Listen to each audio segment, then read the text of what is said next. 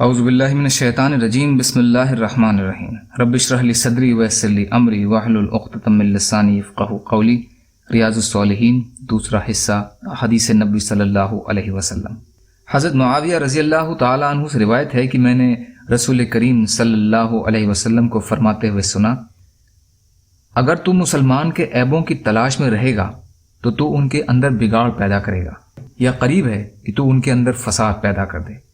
یہ حدیث صحیح ہے، اسے ابو داؤد نے صحیح سند سے روایت کیا ہے۔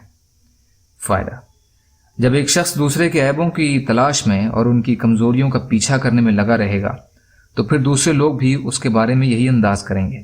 اس سے سماج میں جو فساد پیدا ہوگا وہ معلوم ہے، اس لیے شریعت نے اس سے منع فرما دیا ہے۔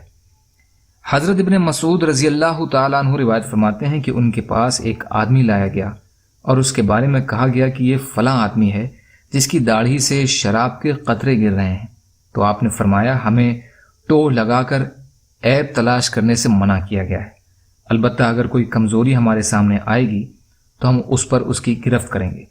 یہ حدیث حسن ہے، اسے ابو داؤد نے ایسی سند سے روایت کیا ہے کہ جو بخاری اور مسلم کی شرط پر صحیح ہے۔ فائدہ: اس میں صحابہ کرام رضی اللہ تعالی عنہم کے اس عمل کا ایک نمونہ ہے جس کی ہدایت اسلام نے دی ہے۔ صحابہ کرام رضی اللہ تعالی عنہم یقیناً اسلام کے بھلائی پھیلانے اور برائی مٹانے کے پابند تھے۔ صرف شک پر سزا لاگو نہیں ہوگی، اس کے لیے واقعی ثبوت ضروری ہیں۔ بلا ضرورت مسلمانوں سے بری بھاونا رکھنے کی مناہی کا بیان۔ اللہ تعالیٰ فرماتے ہیں، اے ایمان والوں، زیادہ بدگمانی رکھنے سے بچو، اس لیے کہ کچھ برے گمان گناہ ہیں۔ سورہ حجرات آیت نمبر 12 کا ترجمہ۔ حضرت ابو ہریرہ رضی اللہ عنہ سے روایت ہے کہ رسول کریم صلی اللہ علیہ وسلم نے فرمایا کہ تم برے گمان سے بچو، اس لیے کہ برے گمان سب سے بڑے جھوٹ ہیں۔ بخاری اور مسلم۔ فائدہ: یہ روایت اس سے پہلے گزر چکی ہے، اس میں بھی برے گمان سے خاص طور پر بھلے لوگوں کے بارے میں برے گمان سے بچنے کی تاکید ہے، اس لیے کہ یہ جھوٹ کی بدترین قسم ہے۔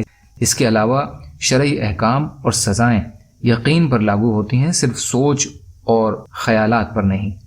عام حالات میں ہر مسلمان کے بارے میں اچھا خیال رکھنا ضروری ہے، یا یہ کہ کوئی واضح ثبوت اس کے برعکس موجود ہو۔ یا اللہ ہم سب کو کہنے سننے سے زیادہ عمل کی توفیق عطا فرما۔ یا اللہ جو مظلوم ہیں ان کی مدد فرما، ہم سب کو اپنی استطاعت کے بقدر اپنا حق ادا کرنے والا بنا۔ یا اللہ ہم سب کو اچھے گمان والا بنا دے اور برے گمانوں سے بچا لے۔ یا اللہ رحم کا، کرم کا، عافیت کا معاملہ فرما، سچی توبہ کی توفیق عطا فرما۔